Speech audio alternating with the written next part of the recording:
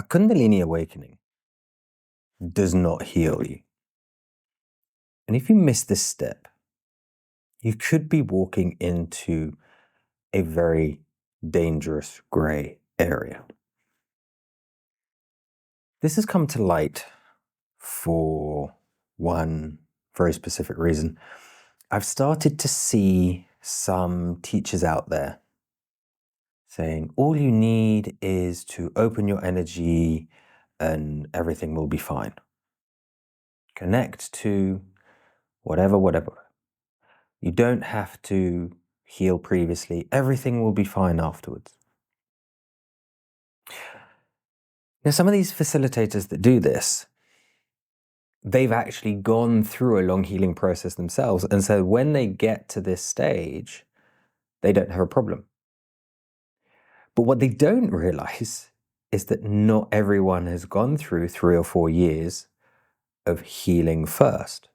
So whilst to them in their own personal experience, it makes sense, in reality, it's a very different thing. Before we go to awakenings, you must heal. There are many ways to heal traumas, many ways to heal emotions, many ways to heal from our programming. For me, the most comprehensive is through Tantra. I'm talking classical Tantra here. It covers every base. And we're going to go into that a little bit. But if you see people saying, no, just connect to the energies, and they push you in and blah, blah, blah, blah, you're going to end up in trouble. It's a bit like a life crisis. And this is why I talk about lots of people who think they've had awakenings have just hit life crises.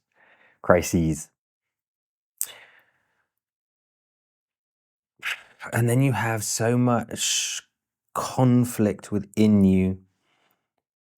And again, there are people who say, oh, in that case, I must have had an awakening because I'm in this conflict zone. No, you don't have to have had an awakening. You just have to have connected to some energy within you, which the ego doesn't understand, even pranic energies, like with Kundalini activation. Because Kundalini activation is pranic energy connection. But you suddenly get this energy in you and your ego is suddenly like, what's this? No, I have to keep my person safe, therefore I'm going to shut them down and give them dark night of the soul, or worse, psychosis, blah, blah, blah, because they haven't healed. You cannot miss this step. It is so important. Recently, I had a client. They were wanting to do the work and they were wanting to awaken. Yet, when I spoke to him, it was as though I was speaking to, in many respects, a child. So yes, fun guy, great guy to hang around with, really nice guy, typical guy that would be great to go for a beer with type of thing. But avoided anything deep, and they wanted to go down this path. And it's to get to the point where you can say to someone that you have to realize you are still a child. And this is happening more and more and more today. You can see 20, 30-year-old adults, both men and women, not just men and women, that they had some sort of trauma. And it depends. Some can be acting like 7-year-olds, others like 14-year-olds. And they had some type of trauma around those ages. And I'm not saying it was a massive, huge thing. It could have just been, peer pressures at school, or certain conditionings that weren't one mega massive trauma. But it was big enough and strong enough to stop them psychologically maturing. And they got stuck at this age. Think about it. You must know, this day and age, you must know a lot of people like that, or at least some. And so everything's fun, everything's happy, everything's... And this is just one example. This is one archetype, to say it in one way. There are many, many archetypes. And many, many character traits. The people pleasers, the... God, I'm trying to think of them off the tip of my tongue because I don't script my videos.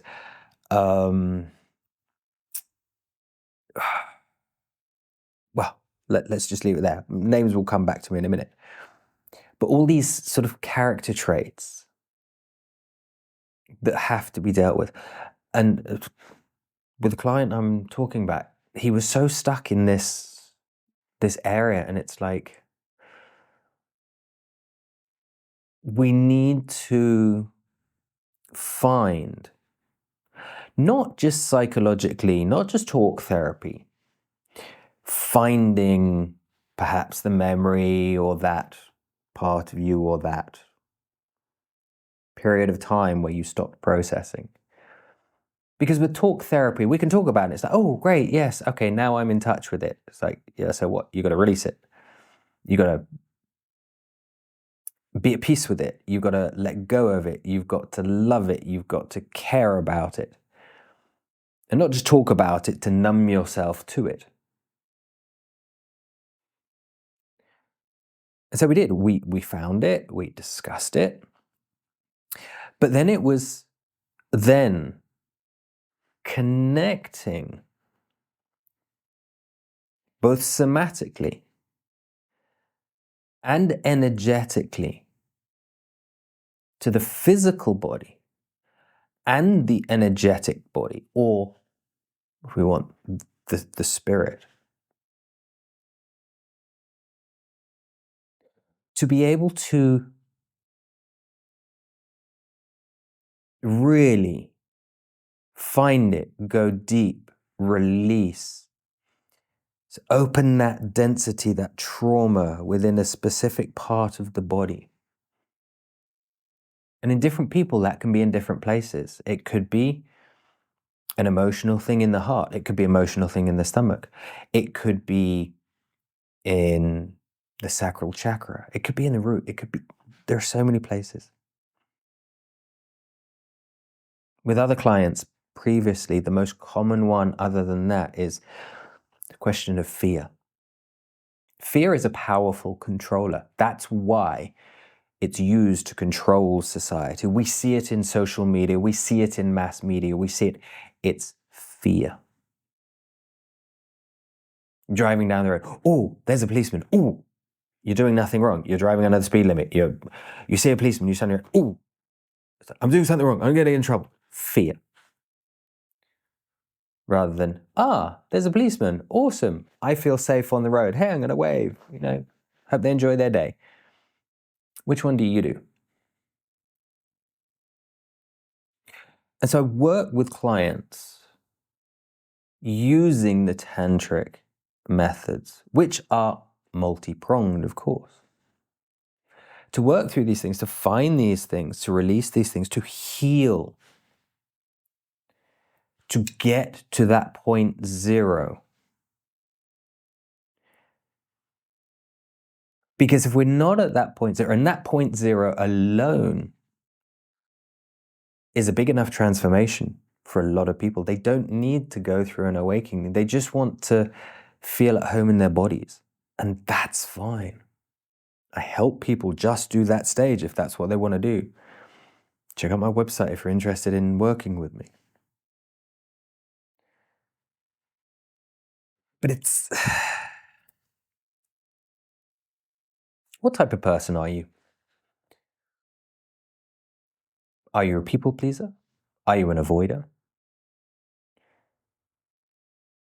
Are you an extrovert that can't just sit quietly by yourself and be comfortable? Are you an introvert that gets, perhaps we could call it these days, as everything's dumbed down, social anxiety. Do you have social anxiety? What happens when you take all your clothes off and look at yourself physically in the mirror?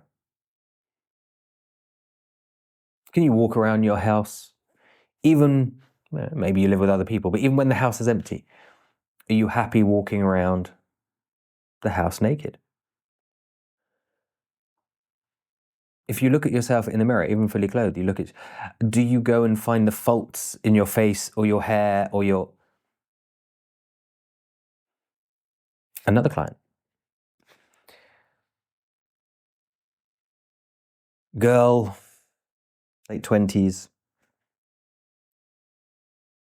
very attractive girl, but unfortunately, well, their skin wasn't perfect, but who cares? Whose skin is perfect? But they admitted they couldn't go out of the house without makeup on. We went deeper, and they were shocked when I turned around to them and said, "So at what age did you have an eating disorder?" I'm like, how do you know that? I'm like, why do you self-harm? I'm like, how do you know that? I haven't told anyone that. How do you know that? Well, that's the job, isn't it? And it got to a stage that there was so much there that they were not ready to deal with yet. So I'm like, whilst you're not ready to deal with this stuff, that's also okay too. You don't have to be ready. So go away, think about it, and come back when you are ready to deal with these things. Because whilst you're not ready to heal, to face yourself, to be honest with yourself, people are so used to not being comfortable in their own skin, they feel safe there. It's as though they almost fear their truth selves, although they're desperate to get there.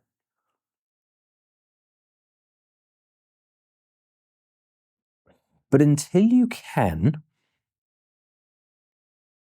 perhaps you are a highly sexual person who's had to repress that their entire lives. Or perhaps you're a person, again, quite commonly, that actually has quite a low libido, which is not a natural thing to have. Granted, libido can go in cycles with the moon and the seasons, and we live on the planet just as every other animal. But if you have a very low libido, for example, why is that? Was it simply because you were repressed as a child and the way you were programmed? If it is, one has to deal with that. Is it because when you were adolescent and your body started going through changes and you weren't ready for that, and people in your class made comments, and again, these are all very typical, very common traumas. People who write nasty comments on YouTube videos and IG videos. Why do they need to do that? Are you a person that always goes to the negative before the positive? Why do you need to do that? These are all little examples that are exceedingly common in society. That before you go down any path of awakening, any, and not even necessarily awakening, but any deep energetical work, we need to address these things using classical Tantra. And we could say classical Tantra is a combination. Say, what is classical Tantra? Classical Tantra is a combination of combining the spirit, the mind, the body, the energy, the sensations, emotional, physical, and connecting them together. So it is a multi-pronged approach. So with some clients, when we do de-armoring, some people expect de-armoring to be, if it's in person, it's all just very, touching certain points on the body and somatic release, and or online, working energetically and just doing that. But there are many clients that I actually stop, or we don't even start there because I've already detected something. We need to discuss certain points. We need to get the mind aligned with the body. When we start doing somatic work, energetically or physically, you touch a point, even physically touching a point, and as soon as you touch a point, they feel a little bit of pain, and they're off, they go. Their mind just takes them to another place. Because their mind isn't ready to deal with the underlying trauma hidden in that point. And they can't deal with staying present in that point.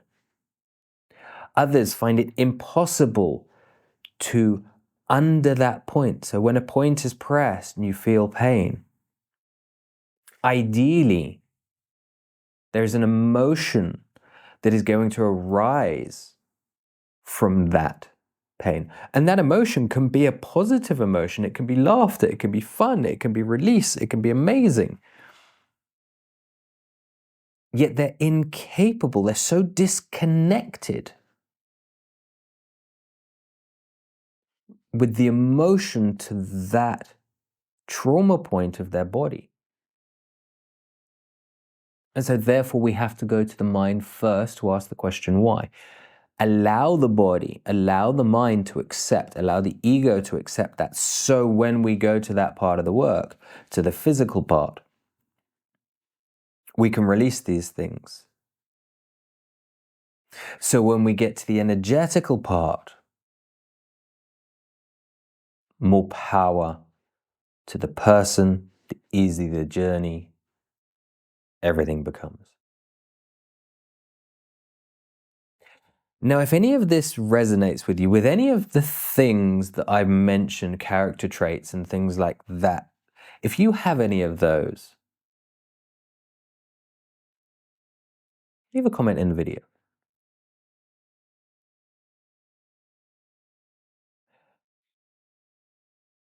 And if you decide that you want to go down the journey of healing trauma, join me at my website, theawakeningenergy.com. You can start with a couple of sessions of de-armoring. If that goes well, you might want to go deeper into the healing work. Once you've gone through the healing work, you might want to go deeper and take one of my programs of awakening the energies and learning about them. And a lot of people go through that. They may start simply doing it for personal reasons. And they find it such a powerful process. They actually end up saying, wow, I want to be able to help other people do this. And that is part of the programs.